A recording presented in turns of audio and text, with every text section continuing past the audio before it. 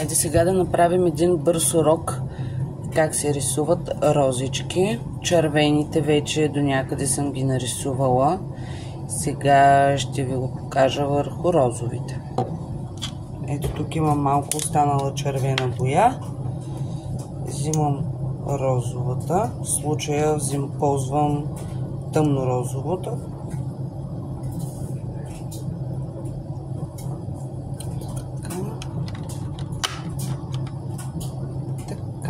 Хващам отгоре и отдолу, за да не се изцапа по някакъв начин самата рисунка.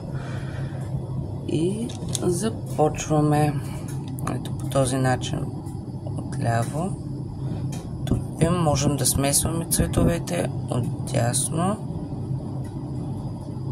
Повтарям отново първата за ефект. Отдолу.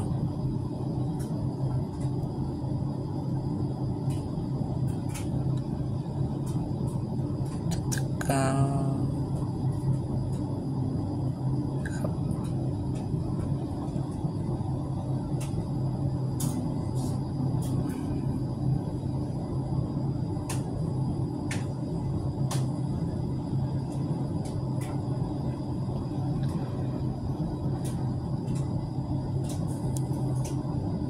Ето. Имаме първата розичка. Продължаваме нататъка. Отново отляво, отдясно, отдолу и вече по средата, общо взето, опитваме се да е в краищата и да го запълним. След това можем да излезем малко от очертанията отвън. Не трябва да се притеснявате, ако сгрешите. Боята винаги може да се почисти с клечка за уши. Така че, даже и с пръст. Ето така. Хоп. Продължаваме нататък. Принципно, основата сме я направили преди това с тъмно розово.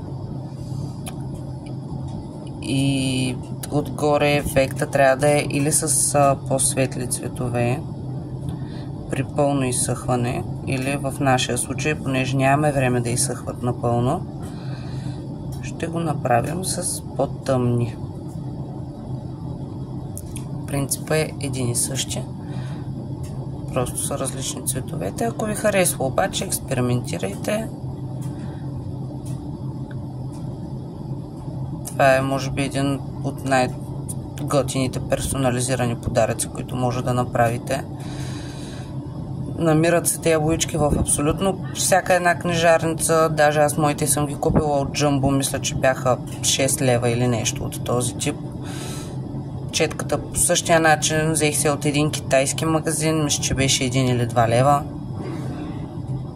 Общо взето всичко, което може да ви потрябва за този вид изкуство, е изключително лесно налично.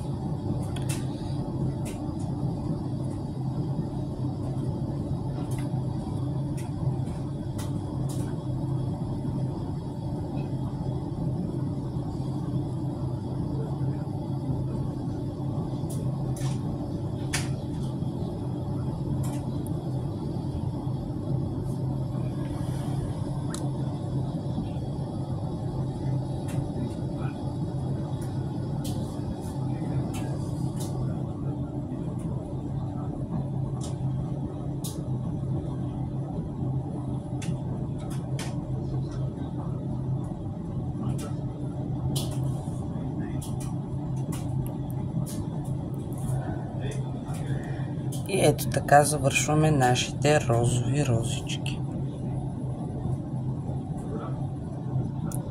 Сега ще си поиграем и с жълтите. Бях доста грубо прекъсната. Така, продължаваме. Отново гледаме да запълним. И пак можем да излезем извън линията. После, когато добавим листата, ще стане много ефектно, страхотно. Вече и лампата ми умря. Надявам се да можете да видите нещо.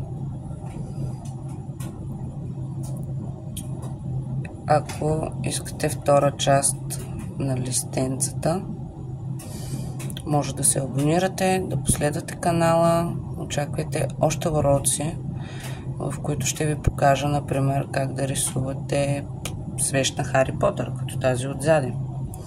Или на Мики Маус, за разкриване пола на бебето.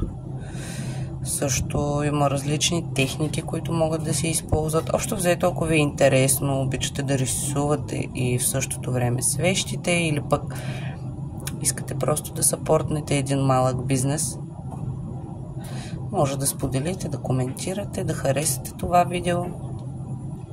Аз ще ви очаквам в втора част. Чао, чао!